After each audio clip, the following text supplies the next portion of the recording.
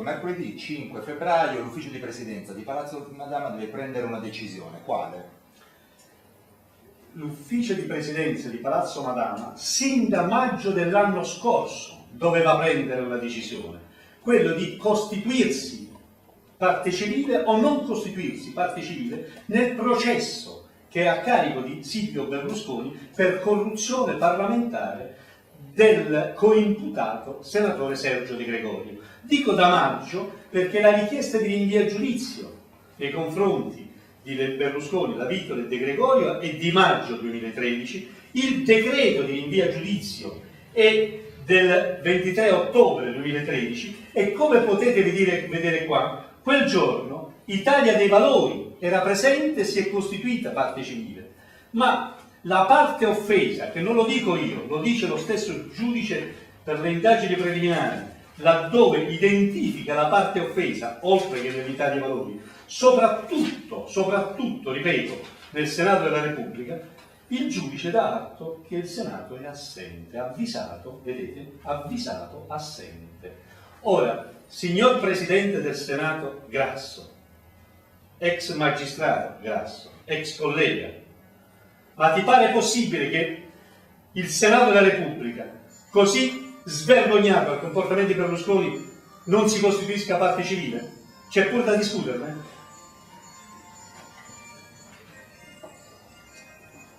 L'ufficio di presidenza ha una particolarità che facendo i conti fra destra, sinistra e Movimento 5 Stelle è più o meno in parità. Abbiamo 5 membri del PD, uno di SEL, uno del Movimento 5 Stelle da una parte, dall'altra parte abbiamo 5 Forza Italia, un NCD, se non sbaglio, 4 del PD. Allora diventano fondamentali il voto dell'esponente dell'UDC da una parte e dell'esponente della Südtirol Volkspartei. Ammesso e non concesso che l'UDC, anche in virtù di questo riavvicinamento tra Casini e Berlusconi, esprimerà il proprio voto contrario alla Costituzione di parte civile e la Volkspartei seguirà il PD, il boccino chi ce l'avrà in mano a questo punto? Il Presidente del Senato Grasso. Ma io mi chiedo e chiedo a chi ci ascolta, ma è mai possibile che se viene sottoposto a processo un leader di partito che è stato Presidente del Consiglio, che addirittura si propone di riformare la Costituzione, viene sottoposto a corruzione, ma non una corruzione qualsiasi, a una corruzione di parlamentari, cioè che ha pagato milioni di euro, un parlamentare per cambiare il voto e quindi per stravolgere il normale corso di un organo costituzionale quale il Senato, che è la principale parte offesa, non c'è bisogno che il giudice lo dica, debba votare per decidere se costituirsi parte civile o meno. Ma io credo che debba essere per acclamazione una cosa del genere, debba avvenire d'ufficio una cosa del genere, l'idea che cioè per motivi politici, per motivi di accordi di coalizione, si possa stravolgere le regole del gioco, lo Stato di diritto, ci porta a dire davvero che l'Italia è quel paese che ha descritto la Commissione europea ieri, cioè un paese vergogna dell'Unione Europea, perché è pieno di corrotti e corruttori ed è pieno di una classe dirigente che invece di correggere e di combattere e di contrastare i malviventi, li tiene in Parlamento. Quindi insomma il suo appello, in virtù di quello che diceva, lo rivolge anche non solo a Grasso ma anche alle forze politiche del cosiddetto centrodestra, Forza Italia, NCD. Lo rivolgo non alle forze politiche, lo rivolgo alle persone che si guardassero nello specchio, si guardassero nella loro coscienza, che è una vendita del voto anche loro, votare per non autorizzare la Costituzione parte civile, e né più né meno che un voto di scambio anche quello. Nonostante tutto Berlusconi ha già fatto sapere che se il Senato si costituirà parte civile nel processo che lo vede imputato, ciao ciao riforme, a iniziare dalla riforma elettorale Renzi-Berlusconi. Questo a dimostrazione ancora una volta, e lo dice già un mare di sentenze tutto questo, anzi lo ha detto ieri la commissaria europea Malmström, attenzione che in Italia c'è una grande corruzione, c'è un grande malgoverno dovuto al fatto che tutti questi anni sono state fatte leggi a uso e consumo di interessi personali. E la riprova ancora una volta che Berlusconi si è messo in politica perché ha scelto la terza via. Alcuni ai tempi di Mani Pulite hanno fatti latitanti, altri si sono ricostituiti e si sono affidati al giudice, altri come Berlusconi, lui per prima, è entrato in Parlamento per non andare a San Vittore. Ancora una volta vuole utilizzare il Parlamento per suoi interessi e fini personali. Torno a ripetere e parlo a coloro che devono cosiddetto autorizzare la costituzione di parte civile.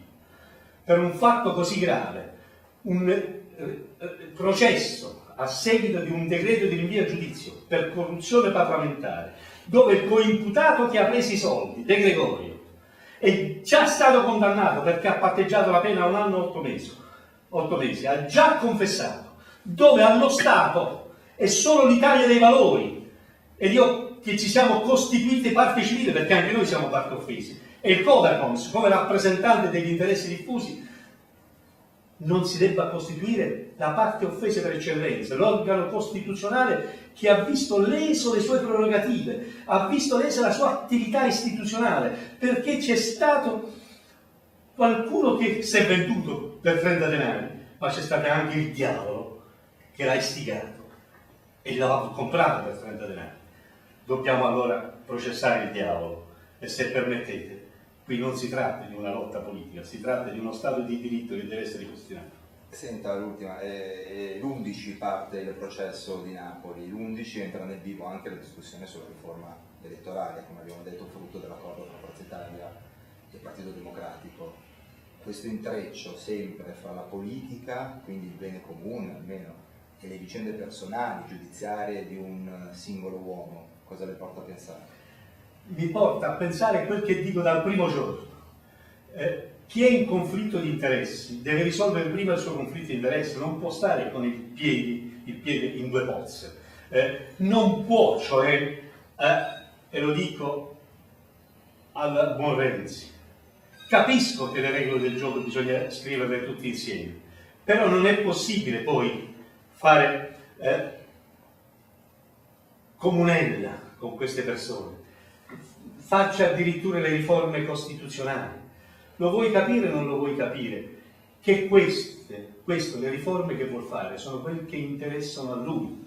Lo vuoi capire o non capire che il sistema politico della vecchia Repubblica si sta riproponendo, si stanno rimettendo tutti insieme per fare una sommatoria, in modo che tu fai la riforma elettorale e quelli vincono pure le elezioni. Allora, ti prego, Matteo, le regole scriviamole insieme, però all'interno del Parlamento, senza fare comunella con un signore che è un evasore fiscale condannato e pregiudicato. Cosa abbiamo qui? Qui abbiamo degli atti che dimostrano, prima, che c'è stata una richiesta di rinvio a giudizio che riguarda appunto De Gregorio, Berlusconi e La Vittola, dove c'è scritto chiaramente, per ammissione dello stesso De Gregorio, di essere stato corrotto da Berlusconi. Secondo, una sentenza dove con patteggiamento viene condannato De Gregorio per la corruzione che ha commesso. Terzo, la presa d'atto che nel decreto di rinvio a giudizio quel giorno in udienza purtroppo la parte offesa, Senato, non c'era, assente, fa male a me come cittadino. Ho cercato di fare qualcosa, abbiamo cercato di fare noi come Italia dei Valori, perché eravamo presenti, ci siamo costituiti parte civile. Ho fatto anche di più ieri, perché non lo so cosa farà domani il Senato. Mettiamo che non si costituisca parte civile. I testi che poteva portare la parte civile, perché non so, lo dica chi ci ascolta, le parti processuali possono anche chiedere delle testimonianze e possono produrre documenti, ma se non si costituisce parte civile non lo può fare nemmeno il Senato. Il Senato, non essendosi costituito parte civile fino ad oggi, ieri sono scaduti i termini per presentare la lista testi. Io ieri mattina, io personalmente, mi sono fatto carico di depositare la lista testi, in quanto come Italia dei Valori eravamo parte civile, perché tutti ci sfottano, ma vorrei ricordare che io sono vittima di quella situazione. Sono stato tradito da una persona che credevamo un giornalista e che invece per 30 denari si è venduto a un signore che ha utilizzato e utilizza il Parlamento per farsi gli affari propri, soprattutto sul piano processuale. A un signore con cui oggi addirittura il leader del PD vuole costruire la nuova Costituzione insieme, capisci?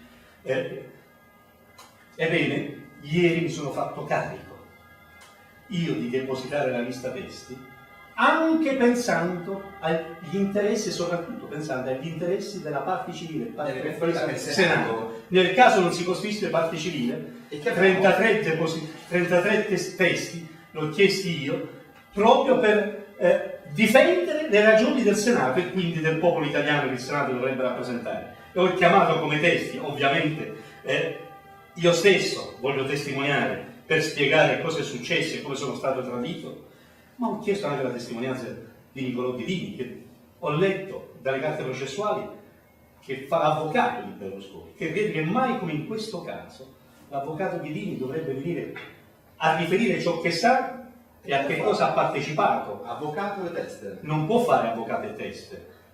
L'avvocato Ghidini dice che non può fare il test perché fa l'avvocato. Io credo che però chi prima dei fatti si è interessato a questi fatti ed a conoscenza tale che deve riferire alla magistratura, perché il testimone ha l'obbligo di riferire alla magistratura, non può stare con il piede di due scarpe.